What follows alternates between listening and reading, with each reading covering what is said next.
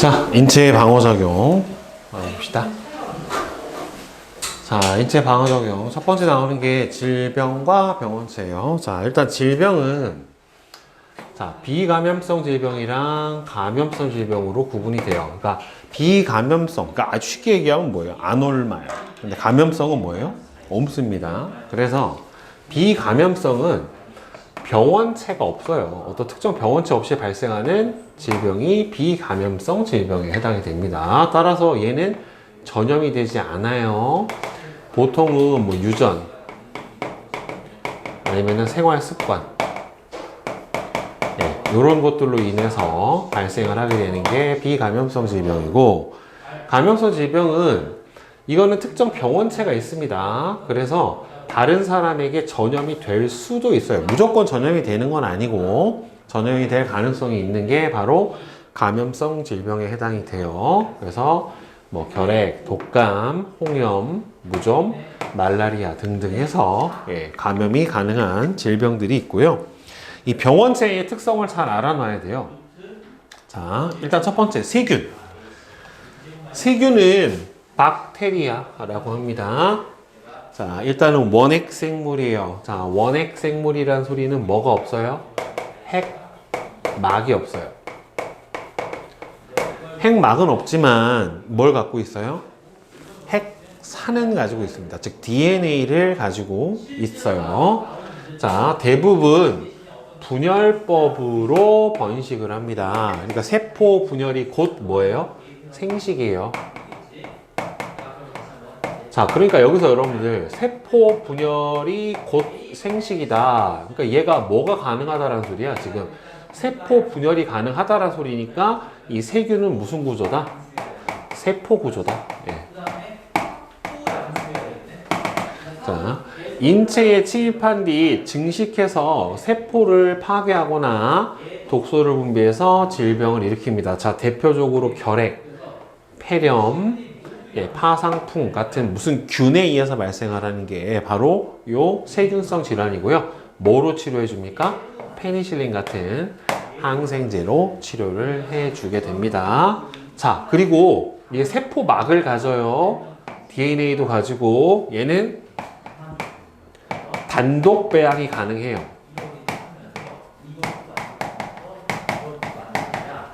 단독 배양이 가능하다는 소리는 결국 뭐냐면 스스로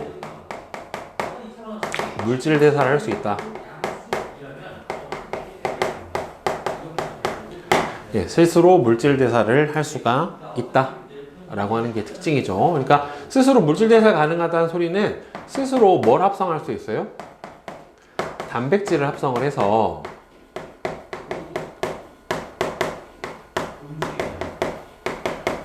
효소를 만들어낼 수가 있다라는 소리예요. 자체 효소를. 알겠죠? 그리고 여기 보면 특이한 게 있어요. 뭐 있어요 여기? 세포 벽이 있죠. 벽.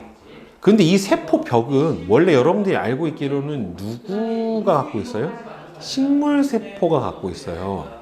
그죠? 동물 세포는 세포벽이 없고 식물 세포가 갖고 있는데 이 세균이 가지고 있는 세포벽은요, 식물 세포의 세포벽하고는 달라요.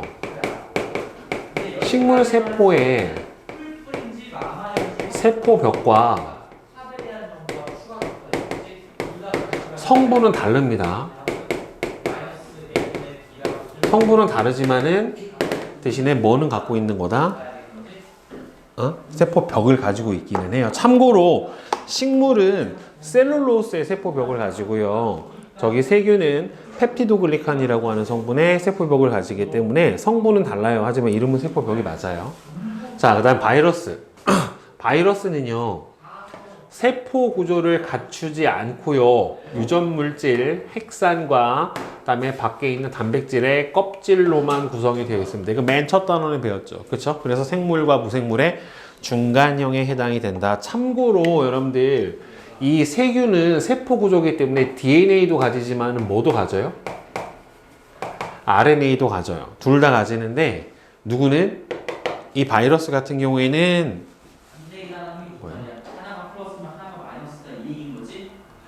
바이러스 같은 경우에는 DNA 또는 뭐만 가져요? RNA만 가집니다. 둘 중에 하나만 가지게 돼요.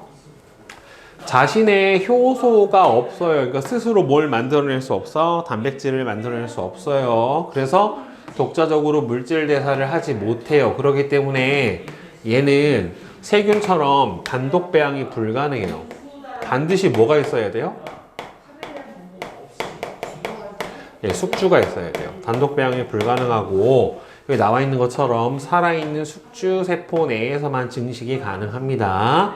그래서 얘네들은 분열한다고 하면은 틀려요. 얘는 세포 구조가 아니라 바이러스 비세포 구조예요. 그래서 분열한다라고 하는 표현을 쓰면 틀려요. 알겠죠? 얘는 그냥 뭐라고 표현해 줘야 돼? 증식한다라고 표현을 해줘야 돼요.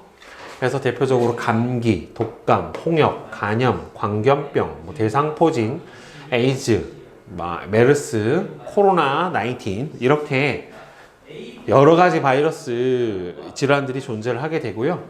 항바이러스제라는 걸로 치료해 줍니다. 항생제로 듣지 않아요. 알겠죠? 자, 그 다음에 원생생물은 얘는 단세포 진핵생물이에요. 따라서 얘는 뭘 가져요? 핵막을 가져요. 당연히 무슨 구조예요? 세포 구조에 해당이 됩니다. 그래서 원생생물로 감염되는 게 대표적으로 채채파리라고 하는 거에서 그래서 감염되는 수면병, 그 다음에 말라리아, 아메바성 이질 이런 것들이 해당이 되고요. 곰팡이도 여러분들 다세포예요. 얘는 다세포 진핵생물에 해당이 됩니다. 그래서 얘는 균계예요. 그러니까 이거 얘하고 달라요. 세균은 세균이고요. 얘는 균계, 진균류에 해당이 돼요. 그래서 포자가 있고요. 예, 균사라는 걸로 되어 있습니다. 곰팡이는. 예, 질병은 무좀, 칸디다증. 얘는 항진균제라는 걸로 치료를 해줘요. 각각 치료제가 다릅니다. 자, 그 다음에 이제 변형 프라이온. 이거는 얘도 비세포 구조예요. 다 세포, 얘는 세포 구조고 얘도 세포예요. 원생생물도 세포 구조고 곰팡이도 세포 구조에 해당이 되는데 이 변형 프라이온 같은 경우에는 당연히 비세포 구조고요. 얘는 그냥 단백질이에요. 단백질로만 구성된 입자에 해당이 되고 얘는 유전 물질 자체가 없습니다. 나머지는 다 핵산을 가지는데 변형 프라이온은 핵산 자체가 없어요. 핵산이 없고요. 얘는 접촉했었을 때 비정상 프라이온이 정상 프라이온하고 접촉을 하면 정상 프라이온이 비정상 프라이온으로 바뀌게 되는 거예요. 그래서 이 경우는 다른 감염성 질병하고는 조금 다르다. 알겠죠? 프라이온 단백질이라는. 대신에 이 변형 프라이온은 무서운 게 다른 것들은 다 우리 몸에 존재하지 않는 단백질을 갖고 있기 때문에 몸 안으로 들어오면 무슨 반응이 일어나요? 면역 반응이 일어나요. 거부 반응. 처음에 면역 반응이 일어나는데 이 변형 프라이온은 들어와도 원래 우리 몸에 프라이온이 있기 때문에 면역 반응이 안 일어나요. 그러니까 내가 감염이 됐는지에 대한 반응 자각 자체가 없습니다. 자, 그래서 질병의 감염 경로는 대표적으로 뭐예요? 호흡, 그죠? 비말 감염이라고도 하죠. 호흡 및 환자와의 접촉, 병원체에 오염된 물이나 음식 섭취, 모기나 파리 등 매개동물에 의해서 감염이 일어나게 되고요. 그래서 대표적으로 손 씻기, 마스크 쓰기 등으로 병원체의 감염 경로를 차단을 하거나 그다음에는 규칙적인 운동, 균형 잡힌 식사, 즉 그리고 백신 접종 등으로 몸의 면역 능력을 높여줘야 돼요.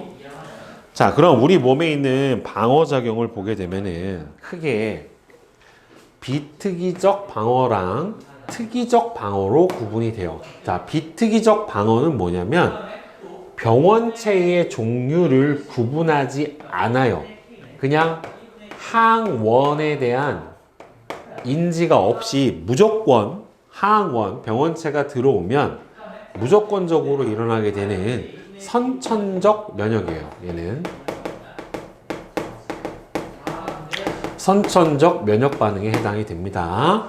신속하고 광범위하게 일어나요. 그래서 피부, 점막, 그다음 백혈구의 식균 작용 또는 대식세포나 염증 반응 등이 여기에 해당이 되고요.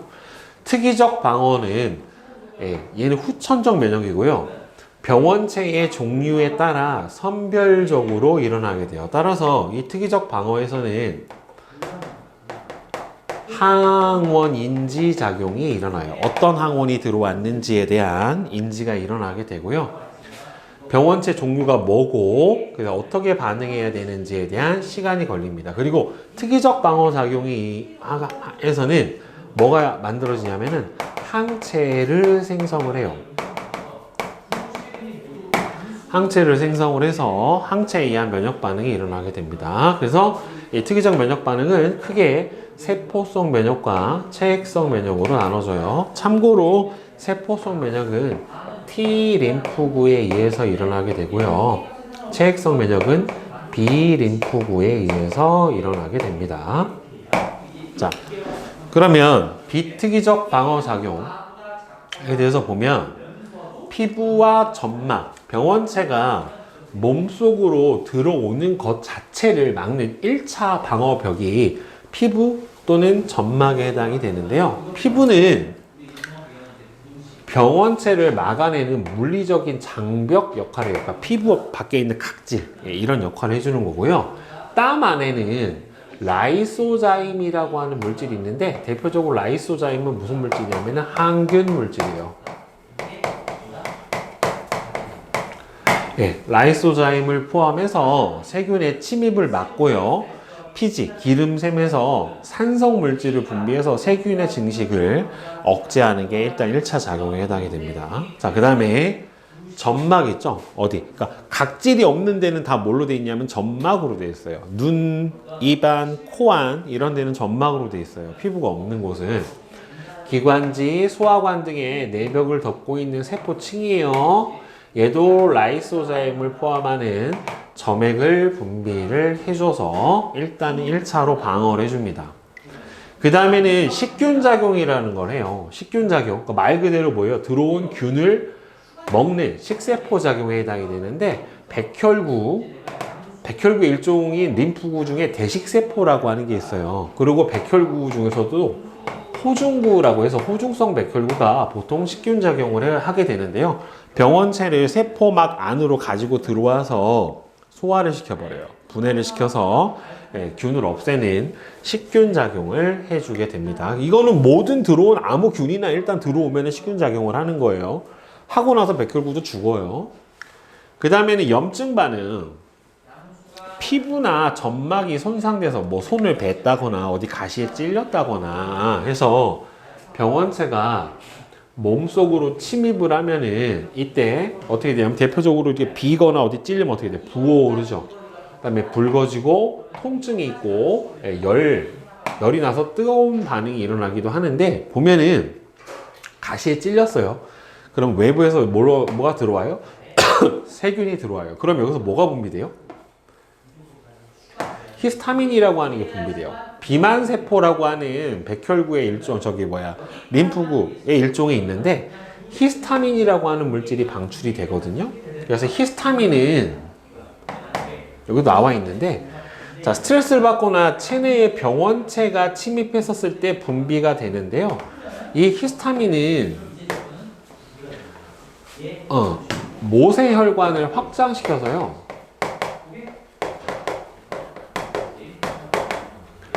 모세혈관을 확장을 시켜서 백혈구가 혈관을 잘 빠져나갈 수 있게 해줘요.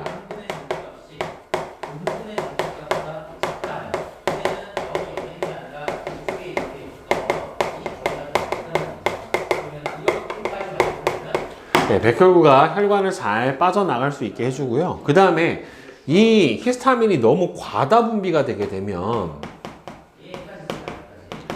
여러분들 알고 있는 알레르기 반응이 일어나기도 합니다.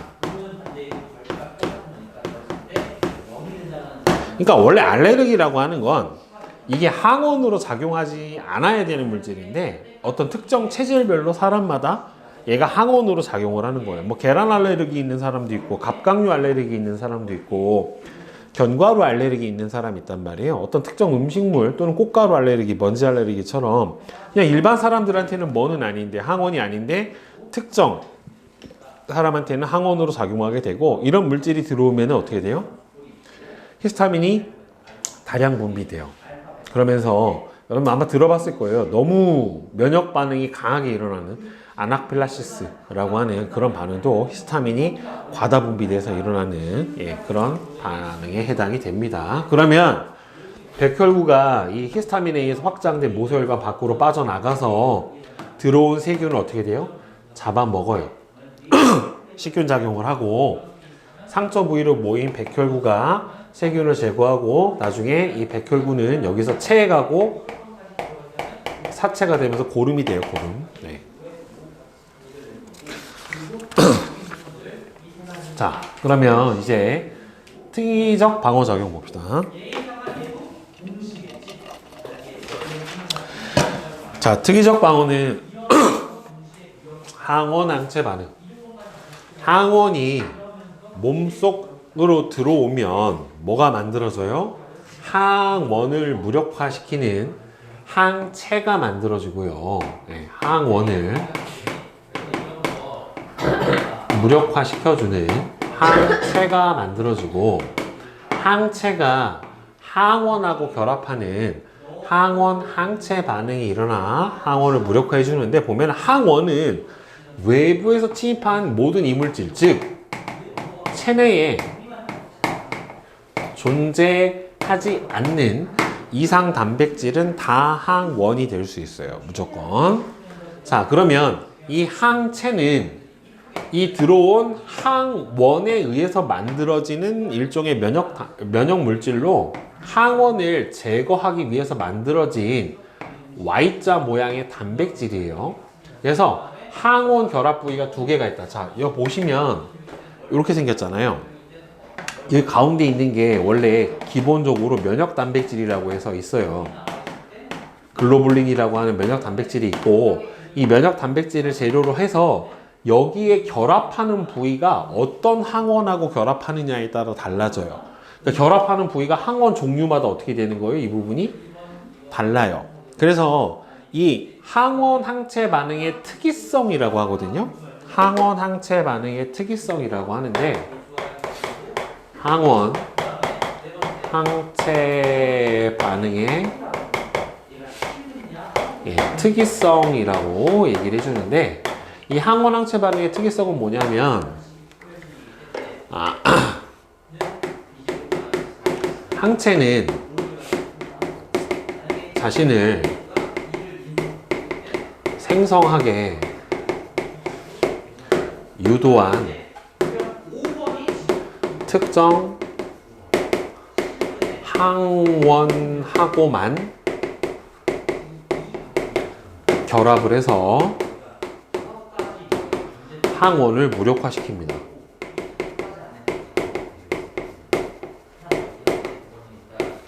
네, 자신을 생성하게 유도한 특정 항원하고만 결합을 해서 항원을 무력화시키게 돼요. 그러니까 이 여기를 만들어내게 유도한 항원하고만 결합을 하게 되는 거예요. 여기는 지금 동그라미잖아요. 세모나 네모, 별 이런 거하고는 결합을 할 수가 없다. 그러니까 무력화도 불가능하다. 그렇죠? 소화 효소랑 비슷해요. 자, 그래서 특이적 방어의 종류를 보면 세포성 면역하고요, 체액성 면역으로 구분을 해줍니다. 자, 세포성 면역은요, 뭐에 의해서? 세포 독성 T 림프구가 병원체에 감염된 세포를 직접 공격하고 제거하는 과정을 세포성 면역이라고 하고요. 체액성 면역은 형질세포에서 만들어진 항체로 항원을 무력화시키는 과정이 체액성 면역에 해당이 돼요. 자, 그래서 보면 림프구는요, 종류가 두 종류가 있어요. 자, 옆에 보면은, 자, B림프구라고 하는 게 있고 T림프구라고 하는 게 있고 두 가지가 있습니다. 두 가지가 존재를 하는데, 둘 다 보면은 어디서 만들어져요? 만들어지는 거는 골수에서 만들어지고, T림프구도 어디서 만들어져요? 골수에서 만들어져요. 근데 성숙하는 장소가, B림프구는 골수에서 만들어져서 골수에서 성숙을 해주고요, T림프구는 골수에서 만들어져서 가슴샘 또는 흉선이라고 하는 데서 같아요. 그곳에서 성숙을 해줍니다. 알겠죠? 자, 그러면 보세요. 일단 특이적 면역 반응이 일어나는 과정을 보게 되면은 항원이 일단 들어오면 대식세포가 이 항원을 잡아먹고 항원을 분해해가지고요. 보조 T 림프구한테 뭘 해주냐면은 이런 항원이 들어왔어라고 여기서 들어온 항원의 조각의 일부를 제시를 해주는 항원 제시 과정이 일어나요. 먼저 선행이 되는데 이 항원 제시 과정 있잖아요. 이 과정. 네, 이 과정은 비특이적 면역이에요. 특이적 면역이 아니라. 왜? 어떤 항원이든 무조건 일어나는 반응이기 때문에 이 항원 제시 과정은 비특이적 면역이에요. 그러면 이 보조 T 림프구한테 어떤 들어온 항원을 제시를 해줘요. 이런 놈이 들어왔어 라고 알려줘요. 노티를 해주면 이 보조 T 림프구는요 하는 역할이 세포 독성 T 림프구라고 하는 녀석을 활성화시켜요. 그러니까 가서 얘한테 항원도 알려주고 얘가 가서 실제로 누구를 들어온 감염된 세포를 공격할 수 있도록 활성화를 시켜줍니다. 그 다음에 두 번째로는 이 보조 T 림프구는 B 림프구를 활성화시켜주는 역할도 해요. 그러니까 보조 T 림프구가 하는 역할이 몇 개예요? 두 개예요. 첫 번째는 뭐예요? 세포 독성 T 림프구를 활성화시켜주고 그 다음에 두 번째로는 누구를? B 림프구를 활성화시켜줘요. 그래서 이렇게 세포 독성 T 림프구가 감염된 세포를 공격할 수 있게 해주는 세포성 면역에도 관여를 하고 B 림프구가 뭐를 항체를 생산을 하게 누구도 B 림프구도 활성화를 시켜주게 돼요. 그러면 여기서부터가 중요해요. B 림프구가 여기서 뭐가 되냐면 분화가 돼요. 분열은 세포가 분열을 하면 어떻게 돼요? 똑같은 세포가 생기잖아요. 모세포가 분열하면은 딸 세포가 두 개가 똑같은데 여기서는 분화가 일어나요. 분화. B 림프구가 기능이 다른 두 개의 세포로 나눠지는 분화가 일어나게 되는데 하나는 형질 세포로 분화하고 하나는 기억 세포라는 걸로 분화를 해요. 그러면 형질 세포는 뭘 하냐면 직접 항체를 생성을 합니다. 형질 세포는 직접 항체를 생성을 하는 역할을 해주고요. 그 다음에 이 기억세포는 무슨 역할을 하냐면 기억세포는 이 항체를 생산하게 한 항원을 기억을 해요. 어떤 항원에 의해서 이 항체를 만들었다라고 하는 것 자체를 기억을 해버립니다. 그러면 형질세포는 뭐래요? 항체를 생산을 하고 나중에 형질세포는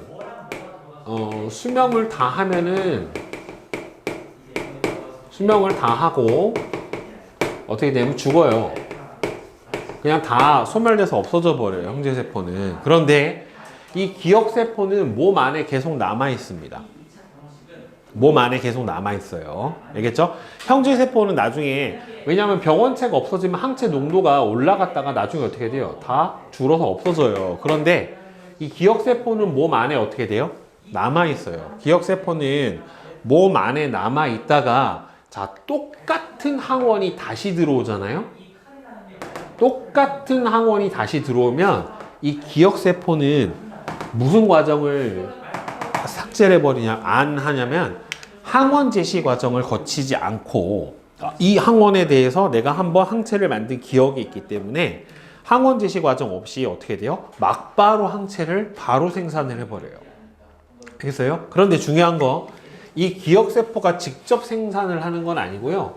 기억세포가 다시 분화해요. 누구하고 누구로? 형질세포하고 기억세포로 다시 분화하는데 보세요. 맨 처음에 비림프구가 분화해서 만들었던 형질세포하고 기억세포 수보다 이 기억세포가 동일한 항원이 다시 침입했었을 때 분화돼서 만들어진 형질세포하고 기억세포 수가 어떻게 돼요? 훨씬 많아요. 그리고 뭐가 없다 그랬어요? 항원 제시 과정 없이 막바로 일어나기 때문에 훨씬 더 신속하고 어떻게 일어납니까? 강력하게 반응이 일어나게 되는 겁니다. 알겠죠? 그래서 이렇게 동일 항원이 다시 침입하는 거를 뭐라고 한다? 2차 면역이다 라고 얘기를 해줘요. 자, 그래서 1차 면역하고 2차 면역으로 구분을 해주는데 1차 면역은 항원이 처음 침입한 거예요. 항원이 처음 침입을 해서 항원의 종류를 인식한 보조 T 림프구의 도움으로 B 림프구가 형질세포랑 기억세포로 분화를 해서 이 형질세포에서 항체를 생성 분비하고 기억세포는 남아있는 요 반응이 바로 1차 면역이고, 기억세포가 남아있는 과정에서 똑같은 항원이 재침입하면 이 기억세포가 빠르게 증식을 해서 형질세포랑 기억세포로 다시 분할을 하고 더 많이 생성된 형질세포에서 더 많은 다량의 항체를 만들어내요. 그리고 일부는 다시 기억세포로 남는데, 그래서 여기 항체 농도를 보면 처음에 1차 면역 반응 때는 처음에 항체가 만들어질 때까지 걸리는 시간이 좀 걸려요. 왜? 항원 제시 과정을 거쳐야 되기 때문에. 그 다음에 천천히 늘었다가 어떻게 됩니까? 천천히 줄어드는 이런 반응이 일어나는데, 동일 항원이 재침입을 해버리게 되면 어떻게 돼요? 항원 제시 과정이 없이 막바로 신속하고 좀 더 어떻게 돼요? 강력하게, 농도가 훨씬 높죠. 항체 농도가. 그렇죠? 왜? 형질세포 수가 더 많이 생기기 때문에 그래요. 그래서 이런 식으로 더 높게 생성이 됐다가 천천히 줄어들게 되는 이런 훨씬 더 신속하고 어떻게 일어난다? 강력하게 면역 반응이 일어나게 돼요. 그래서 이 기억세포를 인위적으로 생성을 하게 하는 게 바로 뭐예요? 백신이에요, 백신. 즉, 백신은 질병 예방을 위해서 예방주사죠. 체내에 주입하는 항원을 포함하는 물질이에요. 그러니까 이게 항원을 그냥 넣어주면 병에 걸리잖아요. 그렇죠? 그러니까 병원성을 제거한, 그러니까 병을 일으키는 병원성을 제거한 항원이거나 아니면은 죽은 항원이거나 아니면은 약화시킨 항원을 또는 병원체의 독소를 아주 조금 넣어주는 거예요. 그러면 우리 몸 안에서 어떻게 돼요? 이 항원에 대한 인지를 하고 대신에 병원성이 제거됐기 때문에 약하게 앓고 지나간다란 말이에요. 그런데 그래서 뭘 하는 거예요? 백신을 주사를 해주면 이게 일종의 1차 면역이 되는 거예요. 1차 면역이 돼서 몸 안에서 뭐가 만들어져요? 기억세포가 만들어져서 실제로 뭐가 들어오면은 실제로 항원이 들어오면 기억세포에 의해서 빠르고 신속하게 어떻게 되는 겁니까? 항체 농도가 늘어서 면역 반응이 일어나게 되는 거죠. 우리 코로나 접종 2번 했잖아요. 1차 접종하고 2차 접종 했는데 1차 접종 때는 별 이게 없었는데 2차 접종 때는 굉장히 몸이 많이 아프죠. 그렇죠? 그러니까 왜 2번 하냐면 한 번 해서 생성되는 기억세포 양보다 2번이 들어와서 생성되는 기억세포 양이 많아지니까 여러 번 동일 병원체에 감염되면 될수록 더 많은 기억세포가 생기고 더 신속하게 어떻게 돼요? 반응을 할 수가 있게 되겠죠. 그리고 병원체가 없어지면 여기서 보다시피 항체는 농도가 어떻게 돼요? 이렇게? 줄어요. 알겠어요? 항체는 결국에는 병원체가 없어지면 준다고요. 이 항체가 계속 무한정 유지가 되지는 않는단 말이에요. 그리고 여러분들 이 백신하고 구분하면 안 되는 것 중에 하나가 뭐가 있냐면 면역혈청이라고 있어요. 자, 면역혈청은 뭐냐면 예를 들어서 이거예요. 백신 주사를 맞았어요. A라는 사람이 맞았어. 그럼 A 몸에서 뭐가 생겼겠어? 기억세포도 생기지만은 뭐도 생겨요? 항체가 생겼단 말이에요. 그 항체를 채취를 해서 나한테 항체를 직접 넣어주는 거예요. 그러니까 이 면역혈청이라고 하는 건 뭐냐면은 외부에서 합성된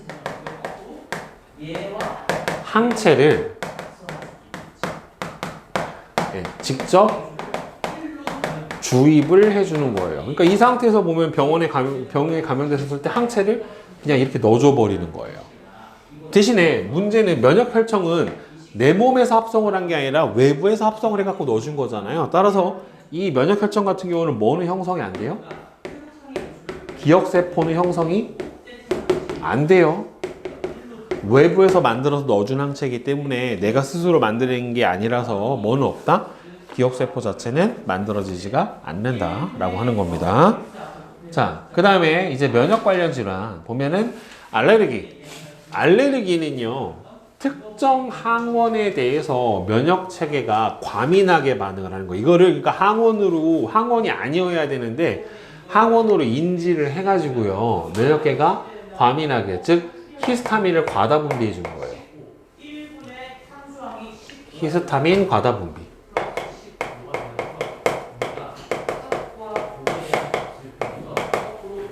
히스타민을 과다 분비해 주는 겁니다.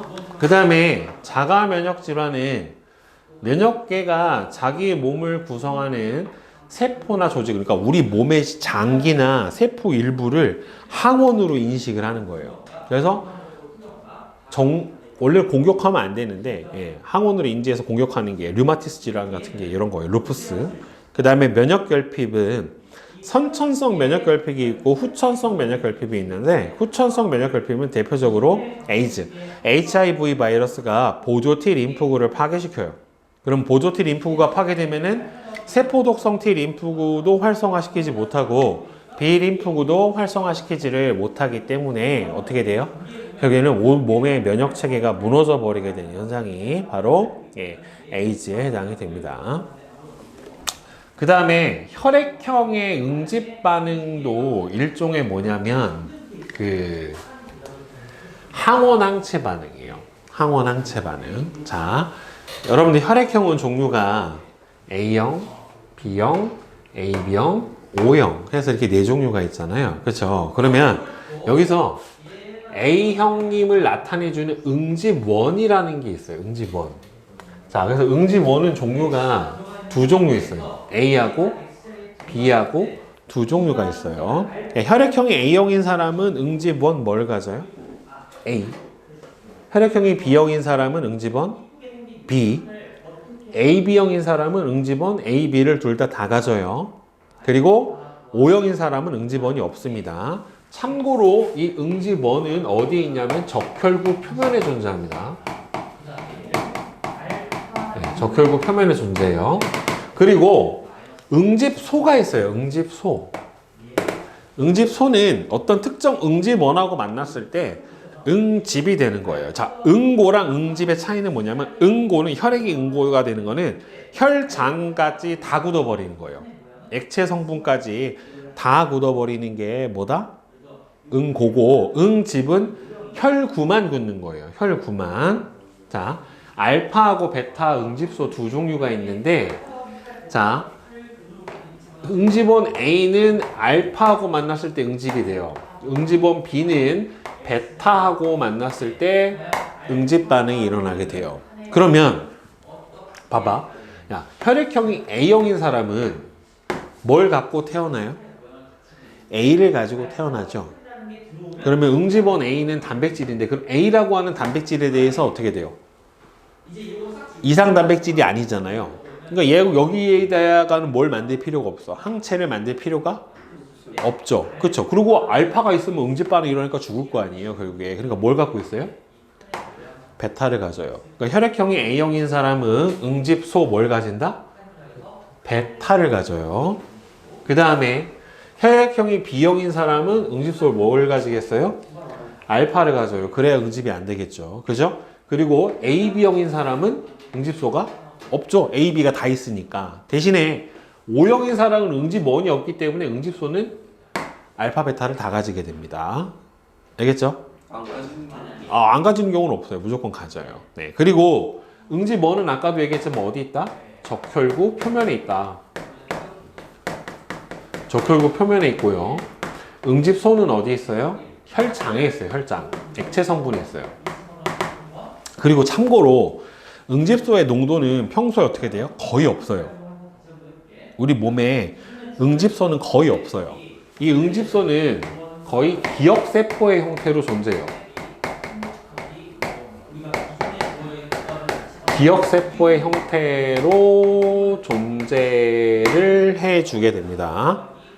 평소에는 거의 응집소가 내 몸에 있다 없다? 없다예요. 알겠어요? 자, RH는 안 해도 됩니다. 지금 문제가 수능에서 출제가 되지 않아요. 굳이 몰라도 돼요. RH는. 그러니까 수열관계 정도만 알아주면 돼요. 자, 그래서 보면은 혈액형하고 수열관계에서는 혈액을 주는 쪽에 뭐 하고요? 이것만 보면 돼. 혈액을 주는 공여자 쪽에 뭐 하고요? 응집원과 받는 수여자 쪽에 응집소만 보면 돼요. 그러니까 주는 사람의 응집원하고 받는 사람의 응집소만 봐주면 돼요. 그러니까 예를 들어서 봐봐. A형인 사람은 얘가 A형의 베타를 갖고 있잖아요. 그죠? 자, 그러니까 응집원 주는 사람이 A를 갖고 있기 때문에 받는 사람은 뭐가 없어야 돼요? A를 주니까 뭐가 없어야 되겠어? 알파가 없어야죠. 알파를 갖고 있으면 어떻게 돼요? A를 받아서 응집 반응이 일어나 버리잖아요. 그죠? 그래서 주는 사람이 A를 갖고 있기 때문에 뭐가 없는 사람을 줘야 돼요? 알파가 없는 사람을 줘야 돼요. 알파가 없는 사람 누구냐? A형. 그죠? 그 다음 누구 없어? AB형. 없죠. 그러면 혈액형이 B형인 사람은 B를 갖고 있으니까 누구 없는 사람한테 줘야 돼요? 베타가 없는 사람한테 줘야 되겠죠. 그러면은 베타가 없는 사람은 누구예요? B형하고 AB형. 그죠? 자, O형은 보세요. O형은 응집원이 없죠. 응집원이 없으니까 아무나 다 줄 수 있죠. 받는 사람이 뭐가 있든 상관이 없잖아요. 응집원이 없으니까. 그지? 응집원이 없잖아요. 그러니까 받는 사람이 뭐가 있든 상관이 없는 거죠. 응집할 게 없으니까. 대신에 A, B형은 어떻게 돼요? 응집원이 A하고 B하고 두 개가 다 있잖아요. 그러니까 받는 사람이 알파와 베타가 다 없어야 되는 거니까 A, B형밖에는 안 되는 거죠. 그렇죠? 그리고 참고로 RH는 RH 플러스끼리는 서로 주고받을 수 있어요. RH 마이너스는 플러스한테 줄 수는 있어요. 근데 RH 플러스가 마이너스한테 줄 수는 없습니다. 거꾸로는 안 돼요. 그리고 RH 마이너스끼리는 어떻게 돼요? 서로 동일한 혈액형끼리는 서로 주고받을 수 있어요. 근데 마이너스가 플러스한테는 줄 수 있는데 플러스가 마이너스한테는 줄 수 없습니다. 알겠어요? 저게 원래 RH 혈액형에 대한 부분이 교과 과정에서는 나오는데 수능에서는 지금 안 나와요. 안 나온 지가 한 4년, 5년이 넘었어서 저 부분은 출제가 되지 않는다라고 보셔도 무방합니다. 알겠죠?